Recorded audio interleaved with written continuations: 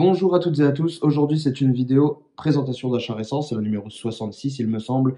Il y a du Blu-ray, il y a même un DVD, il y a du 4K et il y a du Steelbook et même un Metal Pack que je vous présente aujourd'hui. Et on commence tout de suite avec un premier Blu-ray d'un film, d'un excellent classique, je ne le présenterai pas, je pense que tout le monde l'a vu. Ici il s'agit de Arrête-moi si tu peux, l'excellent film avec Leonardo DiCaprio et Tom Hanks, réalisé par Steven Spielberg.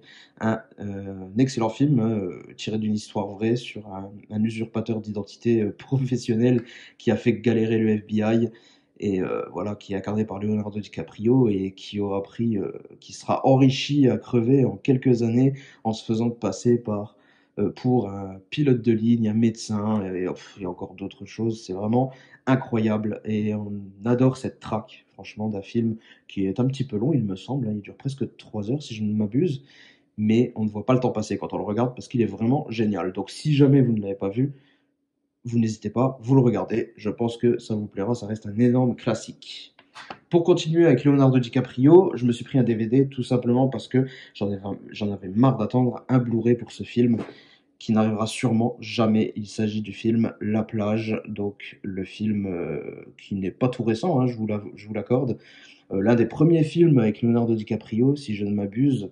Il était encore bien jeune à cette époque. En tout cas, c'est l'un des premiers que moi j'avais vu avec Leonardo. Et il y a même Guillaume Canet dedans. Regardez, il est un petit peu jeune, hein. Et ouais. Film que moi personnellement j'aime beaucoup, très particulier, mais voilà, c'est un groupe d'amis à Bangkok qui trouve qui trouve une carte comme une carte au trésor, qui semble mener vers une plage mystérieuse qui serait coupée du monde. Et voilà, ils vont être, comment dire, omnibulés par l'idée d'aller trouver cette plage, cette fameuse plage. Et ce film est vraiment, vraiment très prenant. En tout cas, je vous le conseille si vous ne l'avez jamais vu. Bah, pour continuer avec Guillaume Canet, hein, j'en parlais. Et ben écoutez, un petit Blu-ray que je me suis pris tout récent, hein, ce film. Enfin, tout récent. J'avoue que je suis un petit peu en retard au niveau présentation. Comme vous le savez, j'essaye de vous présenter les achats récents dans l'ordre chronologique de mes achats. Celui-ci, je l'ai acheté quand il est sorti, donc ça fait au moins 3 4 mois, je dirais. Mais voilà, comme je suis un peu en retard sur la présentation, bah, j'ai un petit temps de latence. Donc il y a des choses que je vais vous présenter aujourd'hui, que j'ai acheté le jour de leur sortie, mais que pour vous, ça paraîtra lointain. Ben voilà, c'est parce que j'arrive pas à être à jour. Alors, Au nom de la Terre, c'est un film qui m'a vraiment surpris, parce que le pitch me plaisait moyennement. Je me suis dit pourquoi pas. En plus, je suis pas un grand fan de Guillaume Canet, hein, honnêtement. Je vais pas vous mentir. Je suis pas un grand fan de. J'ai rien contre lui, mais je suis pas non plus très fan.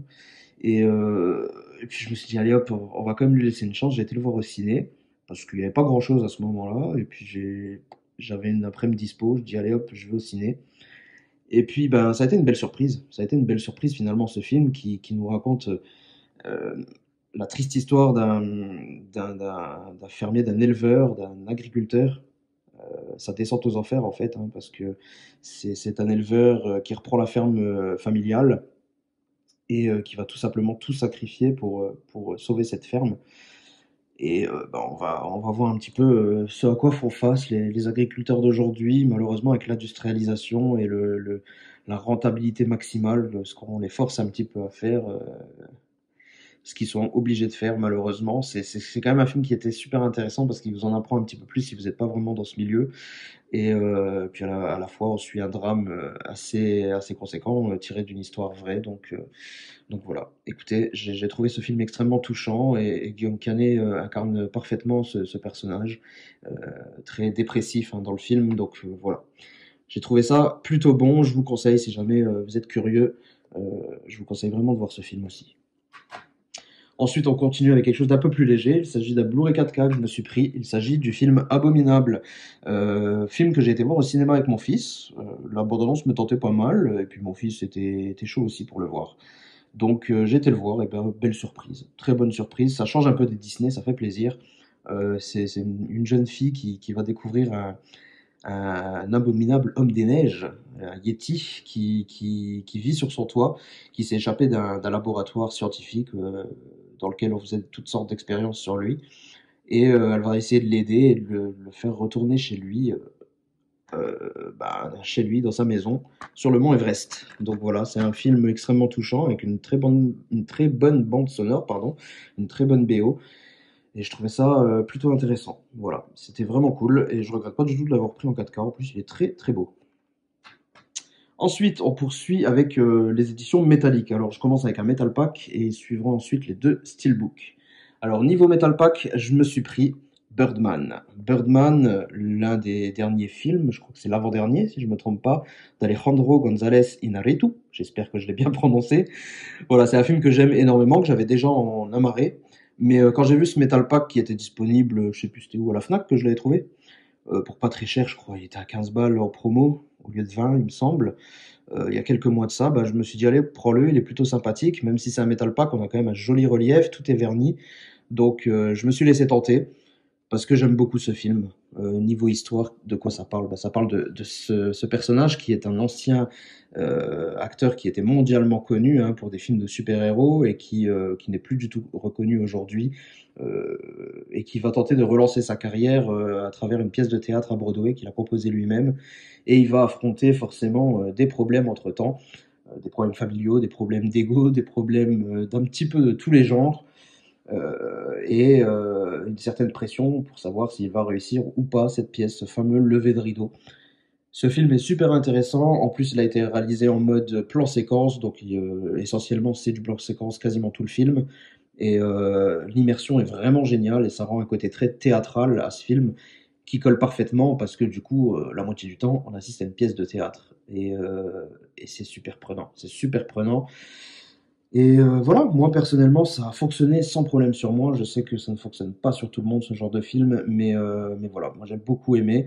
Et ça m'a d'ailleurs donné envie de découvrir la filmographie complète d'Alejandro Iñárritu. Et ben, c'est après avoir vu ce film que je me suis décidé, l'avoir revu, hein, je l'ai vu il n'y a pas longtemps, que je me suis décidé à me lancer un peu dans toute sa filmographie.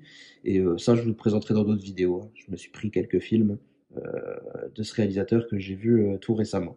En tout cas, celui-ci est vraiment génial et l'édition est vraiment sympathique, hein. Comme vous pouvez le voir, c'est vraiment pas mal pour un petit prix. C'est une très belle édition. Si on fait abstraction que c'est un Metal Pack et que la tranche est un petit peu moins belle qu'un Steelbook, ça c'est clair. Ensuite, un steelbook que j'ai pris le jour de sa sortie, c'est là que vous allez dire, mais il est vachement en retard. Bah oui, il s'agit de Doctor Sleep. Doctor Sleep, la suite très attendue de Shining, film que j'attendais énormément avec Evan McGregor, que j'adore. Et bah voilà, ce film, j'avais très très envie de le voir, n'ayant pas lu les romans hein, de Stephen King. Mais mais voilà, j'adore Shining, c'est l'un de mes films favoris de tous les temps. Il figure parmi mon top 10, je pourrais dire, je pense. Je pourrais m'avancer sur ça. Mais cette suite, elle m'a quand même bien plu, mais je la trouve dispensable, honnêtement. Je la trouve dispensable. Elle prend un autre tournant, elle prend une autre dimension, elle est très appréciable, mais j'en attendais peut-être plus, ou j'en attendais peut-être autre chose. Ou peut-être tout simplement que je n'attendais pas de suite à Shining, tout simplement que j'aimais bien la fin de Shining tout simplement sans dévoiler ce qui allait se passer un petit peu après. En tout cas, le film est quand même très bien et le steelbook est en plus sympathique pour une édition française. C'est assez rare que nous bénéficions d'une finition assez soignée pour un steelbook. Donc voilà, je ne l'avais pas présenté parce qu'il me semble qu'il y avait déjà des vidéos sur YouTube. Mais voilà, film que je suis content d'avoir en steelbook. Encore un film que j'ai pris le jour de sa sortie et qui, bah, écoutez, je vous le présente aujourd'hui et qui donc est un petit peu en retard. Il s'agit du film Ad Astra. Ad Astra, donc je l'ai pris le jour de sa sortie et donc c'est un steelbook que j'avais pas souhaité présenter parce qu'il n'est vraiment pas ouf honnêtement, hein. Il est tout mat, aucun relief, rien du tout noir à l'arrière, on a juste une image ici. Je m'étais dit franchement la présentation n'est pas de rigueur, donc je ne l'avais pas fait. Mais mais voilà, je trouve que ce film est vraiment pas mal. Je sais qu'il a fait un petit peu, pas polémique, mais il a divisé un petit peu, en tout cas, parce que beaucoup de gens l'ont trouvé soporifique.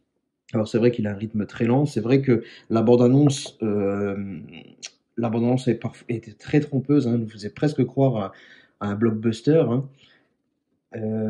Et finalement, on est sur un film totalement rien à voir avec ça, très intimiste. Et moi, j'ai adoré ça. C'est Brad Pitt qui est à la recherche de son père qui était censé être mort depuis des années et qui serait soi-disant vivant, donc qui part à la recherche dans les étoiles, dans l'univers, à la recherche de son père, qui serait derrière une machination, on ne sait quoi, une machination qui pourrait être très très grave. En tout cas, donc le film est vraiment centré sur Brad Pitt, sur la relation père-fils, la souffrance de Brad Pitt d'avoir perdu son père, qui n'a jamais fait le deuil d'avoir perdu son père. Moi, personnellement, ça m'a parlé. Ça m'a parlé, ça m'a beaucoup plu. Mais je peux comprendre que ça déplaise à beaucoup de personnes. Je peux comprendre totalement, mais voilà. Moi, en tout cas, ça a fonctionné. Donc voilà, n'hésitez pas à me dire ce que vous avez pensé de ce film, ainsi que tous ceux qui sont dans cette liste, hein. N'hésitez pas à me donner votre avis sur tout ça dans les commentaires. Et puis, bah, on se retrouve très prochainement sur les réseaux sociaux si vous le souhaitez, hein. Vous savez très bien que je suis plutôt actif. Du moins, je partage au moins les films que j'ai regardés. Et puis, des fois, ça ouvre les débats sur les réseaux. C'est plutôt chouette.